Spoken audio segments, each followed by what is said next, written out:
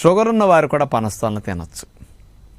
వీళ్ళు అందరి వల్లే 10-15 కడుపు నిండా తినకుండా ఒక 4-3 తొనలు తినండి, 5 తొనలు తినండి, ఏమవ్వదు. అలా కొన్ని ఫ్రూట్స్ తింటే ఏమీ కాదండి. వీటితో పాటు జామకాయలు తినండి, కమలా తినండి, దానిమ్మ గింజలు పిప్పుతో పాటు మింగేసేయండి. ఆ ఫైబర్, ఇందులో కూడా ఫైబర్ ఉంటుంది కాబట్టి స్లోగా వెళ్ళనిస్తుంది కాబట్టి చక్కెరని, రక్తంలో చక్కెర స్థాయిలు పెరగవు. ఒక 1/2 డజన్ పనస్తాలను షుగర్ ఉన్నా తినొచ్చు అనమాట. వీళ్ళు తినొచ్చు ఇట్లా. ఇంకో కొంతమంది డిన్నర్లో రోజు ఓన్లీ ఫ్రూట్సే తింటారు. ఇట్లాంటి సమస్యలు ఏమీ లేవు. వాళ్ళు అచ్చంగా పనస్తోనలే డిన్నర్గా తినేసేసి ఇంకో ఫ్రూట్ తినక్కర్లా, కడుపు నిండా పనస్తోనలు తిని సరిపెట్టేసుకోండి, ఏమీ కాదు.